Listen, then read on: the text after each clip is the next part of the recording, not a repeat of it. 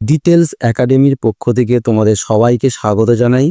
আজ থেকে মাধ্যমিক ভূগোল সিলেবাসে ম্যাপ পয়েন্টিংয়ের ক্লাস শুরু করছি। তোমরা নিশ্চয়ই জানো মাধ্যমিকে 10 নম্বরের ম্যাপ পয়েন্টিং থাকে, আর এই 10-এ 10 পাওয়ার লক্ষ্য নিয়েই আমি তোমাদের সন্দীপ স্যার ক্লাসগুলো করার চেষ্টা করছি। আমরা আজ এই প্রথম ক্লাসে ম্যাপ পয়েন্টিংয়ে বিশেষ কিছু করব না, তবে ম্যাপ পয়েন্টিং সঠিকভাবে করার জন্য আমাদের ভারতের মানচিত্র সম্পর্কে যেসব বিষয় জানার দরকার সেগুলো আজ আমরা খুব মজা করে গুরুত্ব সহকারে সেই বিষয়গুলো শিখব বা শেখার চেষ্টা করব। তবে ক্লাস শুরু করার আগে ক্লাসটি সম্পূর্ণ দেখার অনুরোধ রইল। ক্লাসটি ভালো লাগলে লাইক, শেয়ার এবং কমেন্ট করতে একদম ভুলো না। আর চ্যানেলটিতে নতুন হয়ে থাকলে সাবস্ক্রাইব করে আমাদের পাশে থেকো। আর কথা বাড়াবো না, আজকের ক্লাস শুরু করা যাক। আজ আমরা এই ইন্ট্রোডাকশন ক্লাসে ভারতের অঙ্গরাজ্যগুলো কি কোথায় অবস্থান করছে এবং ভারতের সীমানা বরাবর কোন কোন প্রতিবেশী দেশ কোথায় কোথায় অবস্থান করছে এবং ভারতের সীমানা বরাবর কোন সাগর কোথায় অবস্থান করছে বা মহাসাগর কোথায় অবস্থান করছে সেগুলো আমরা এই ক্লাসের মধ্যেই জানবো। অর্থাৎ ভারতের মানচিত্রের বেসিক ধারণাটা আমরা এই ক্লাসে রপ্ত করব। তবেই আমরা পরবর্তী ক্লাসগুলোতে ম্যাপ পয়েন্টিং সঠিকভাবে করতে পারবো। আজকের ক্লাসটা কিন্তু অত্যন্ত গুরুত্বপূর্ণ। যদি আজকের ক্লাসটা আমরা ঠিকঠাক বুঝতে পারি, ঠিকঠাক করতে পারি, তবেই কিন্তু আমরা পরবর্তী সময়ে সঠিকভাবে ম্যাপ পয়েন্টিং করব। আমরা সবাই শুধু ম্যাপ পয়েন্টিং করতে যাই, কিন্তু আমরা প্রকৃতভাবে ভারতের অবস্থান, ভারতের কোথায় কি রয়েছে, কোন রাজ্য কোথায় রয়েছে আমরা কিন্তু জানি না। শুধু মুখস্থ করে রেখে দিই, এটা এখানে হবে, ওটা ওখানে হবে। এইভাবে কিন্তু ম্যাপ পয়েন্টিং করা সম্ভব নয়। যদি আমাদের সঠিক জ্ঞান থাকে তবেই কিন্তু আমরা ম্যাপ পয়েন্টিং করতে পারবো। ঠিক আছে, আর কথা বাড়াবো না, এবারে আমরা আমাদের আজকের এই ইন্ট্রোডাকশন ক্লাসটা শুরু করি। দেখো, তোমরা নিশ্চয়ই জানো এটা হচ্ছে কি আমাদের ভারত। এই যে ভারত, আর আমরা এই মুহূর্তে ভারতের সীমানা বরাবর যে দেশগুলো রয়েছে সেই দেশগুলো সম্পর্কে আমরা জানবো। দেখো, এই দেশটা হচ্ছে গিয়ে চীন, এই যে বড় দেশটা এটা চীন, এই নেপাল, এই ভুটান। দেখো, এগুলো সাদা অংশ করা আছে। চীন, নেপাল, ভুটান আমাদের ভারতের উত্তর দিকে এই 3টে দেশ অবস্থিত। দেখো, ভারতের পূর্ব দিকে রয়েছে এই বাংলাদেশ আর এই মায়ানমার। এটা হচ্ছে গিয়ে মায়ানমার, যাকে আগে বলা হতো ব্রহ্মদেশ। এই মায়ানমার, এই বাংলাদেশ, এটা ভারতের পূর্ব দিকে অবস্থান করছে। আর ভারতের পশ্চিম দিকে অবস্থান করছে দেখো পাকিস্তান, এবং উত্তর পশ্চিম দিকে অবস্থান করছে আফগানিস্তান। তোমরা একটু এগুলো এটা প্লেন ম্যাপে একটু দেখে নাও।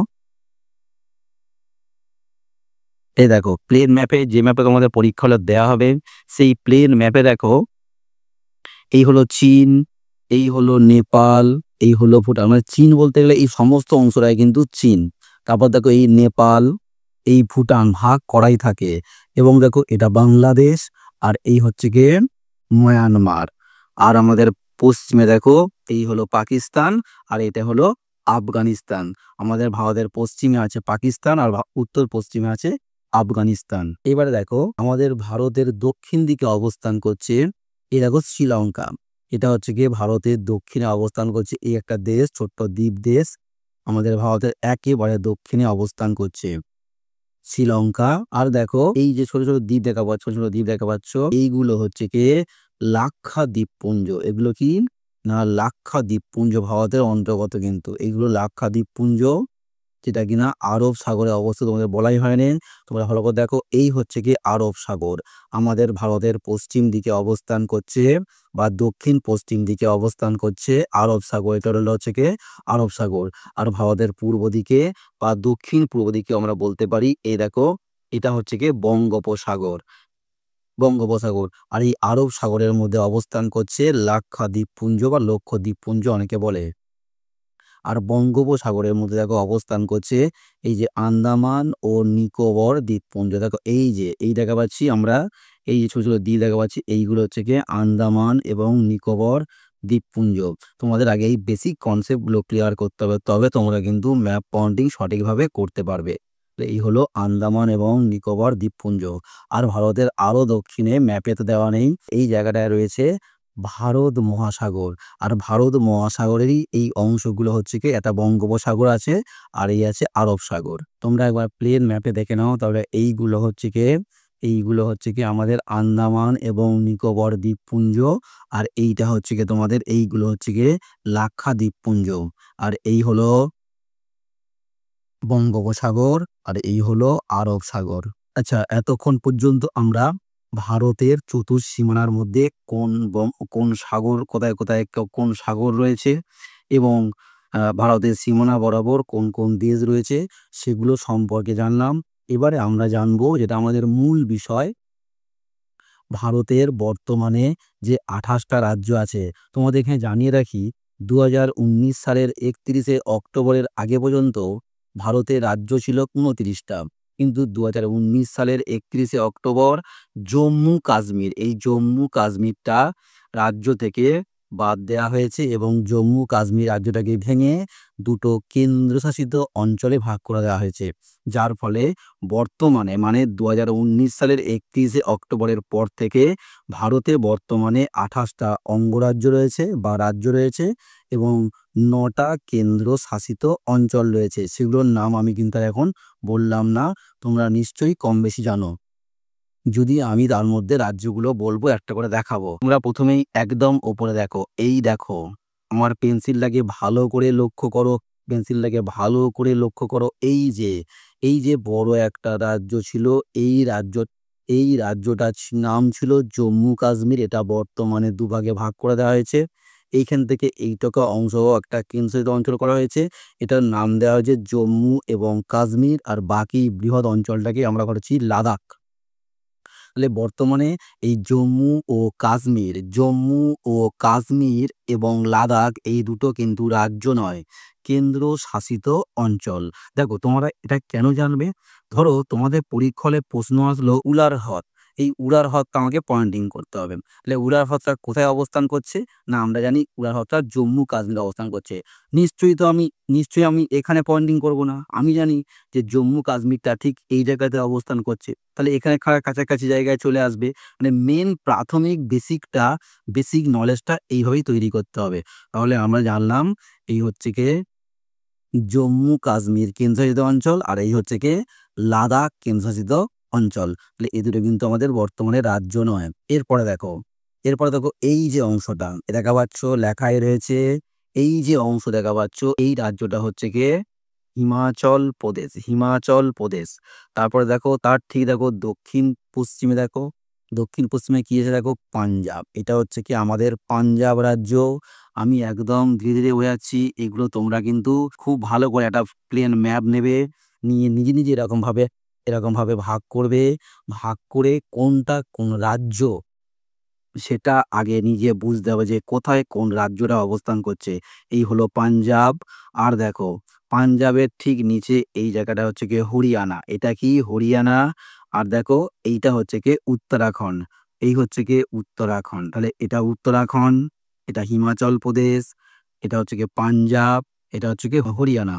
আর দেখো, আমাদের একটা বিশেষ রাজ্য, আমাদের ভারতের আয়তনে বৃহত্তম রাজ্য রাজস্থান, মরুভূমির রাজ্য, এই হচ্ছে কি রাজস্থান। এই যে আমাদের ভারতের মানচিত্রে এই দেখা পাচ্ছ, এটা দেখি আমরা বুঝতে পারি যে এই জায়গাটায় কি আছে, এটা হচ্ছে কি রাজস্থান রাজ্য। আরো দেখো, এই যে গুজরাট, এই যে হচ্ছে কি আমাদের গুজরাট রাজ্য, আমাদের প্রধানমন্ত্রীর জন্মস্থান। এটা হচ্ছে কি গুজরাট রাজ্য, রাজস্থান রাজ্য। আবার দেখো, এই হচ্ছে কি মধ্যপ্রদেশ, একদম ভারতের মাঝামাঝি আছে, এটা হচ্ছে কি মধ্যপ্রদেশ রাজ্য। আর তার উপরেই দেখো উত্তরপ্রদেশ, মানে নেপালের ঠিক নিচে, নেপাল দেশের নিচেই দেখো উত্তরপ্রদেশ রয়েছে। তারপরে দেখো পূর্ব দিকে আছে বিহার আছে, বিহারের নিচে দেখো ঝাড়খণ্ড আছে, আর ঝাড়খণ্ডের এদিকে দেখো ছত্তিশগড় আছে। মধ্যপ্রদেশ, ছত্তিশগড়, ঝাড়খণ্ড, বিহার। তোমাদেরকে আর একটু গুছিয়ে বলি। ধরো আমরা চলে গেলাম পশ্চিমবঙ্গ, এই যে আমাদের পশ্চিমবঙ্গ যেখানে আমরা বাস করি, এই পশ্চিমবঙ্গ। দেখছো তো, এই যে পশ্চিমবঙ্গ, এই পশ্চিমবঙ্গের দেখো পশ্চিম দিকে ওপরের দিকে আছে বিহার, ঠিক আছে। তার নিচেই রয়েছে কিন্তু ঝাড়খণ্ড। দেখো আমাদের এই পশ্চিমবঙ্গে কিন্তু বেশিরভাগ স্থানটা, মানে বেশিরভাগ সীমানা দখল করে আছে দেখো কে, এই ঝাড়খণ্ড আছে, দেখেছো তো। মানে আমাদের পশ্চিমে ঝাড়খণ্ড রাজ্যটাই বেশি করে দখল করে আছে। এই ঝাড়খণ্ড, এই বিহার, আর দেখো তার নিচে আছে ওড়িশা। মানে আমাদের পশ্চিমবঙ্গের সঙ্গে ৩টে রাজ্য দেখো মানে পশ্চিম দিকে বেষ্টন করে আছে। বিহার আছে, ঝাড়খণ্ড আছে, ওড়িশা আছে। তাহলে ওড়িশা, ঝাড়খণ্ড, বিহার আমাদের পশ্চিমবঙ্গের পশ্চিম দিকে এই ৩টে রাজ্য আছে। পশ্চিমবঙ্গের একেবারে উত্তরে দেখো এই যে একটা কালি করে দিয়েছি, এই জায়গাটা এটা হচ্ছে গিয়ে সিকিম রাজ্য। এটা কি না সিকিম রাজ্য, সিকিম। এইবারে আমরা দক্ষিণ রাজ্যগুলো দেখব। তার মধ্যে দেখো মহারাষ্ট্র, গুজরাটের পরে দেখো কে আছে মহারাষ্ট্র। এখানে সমস্ত বলিউডের সিনেমারই এখানে সব থাকে আর কি। হ্যাঁ, এই হচ্ছে গিয়ে মহারাষ্ট্র। আচ্ছা, তারপরে দেখো তার নিচে দেখো কে আছে কর্ণাটক। তারপরে দেখো তেলেঙ্গানা, অন্ধ্রপ্রদেশ। তারপরে দেখো এই যে ছোট্ট একটা রাজ্য দেখতে পাচ্ছ কি, এই কর্ণাটক আর মহারাষ্ট্রের সংযুক্ত দেখো ছোট্ট রাজ্য, ভারতের আয়তনের সব থেকে ক্ষুদ্রতম রাজ্য। এটা কি বলতো? গোয়া। এটা হচ্ছে কি গোয়া, গয়া নয়, এটা কিন্তু গোয়া। এটা আমাদের রাজ্য, ভারতের আয়তনে ক্ষুদ্রতম রাজ্য গোয়া। ঠিক আছে, তাহলে মহারাষ্ট্র হলো, তার নিচে আছে কর্ণাটক, তারপর তেলেঙ্গানা, তারপর অন্ধ্রপ্রদেশ। ঠিক আছে, তারপর দেখো অন্ধ্রপ্রদেশের নিচে দেখো তামিলনাড়ু রাজ্য আছে, তামিলনাড়ু পশ্চিমে দেখো কেরালা। এই দুটো রাজ্য, বিশেষ করে অন্ধ্রপ্রদেশ, তামিলনাড়ু, কেরালা, এগুলো তোমাদের খুব ভালো করে জানতে হবে। এগুলো ম্যাপ পয়েন্টিং করার জন্য খুবই দরকার। যেমন ভেম্বনাথ কয়াল কোথায় অবস্থান করছে? এটা কিন্তু কেরালা রাজ্যেই অবস্থান করছে। ঠিক আছে, তামিলনাড়ু এই পূর্ব উপকূলটা কি বলা হয়? করমণ্ডল উপকূল, যেখানে বছরে দুবার বৃষ্টিপাত হয়।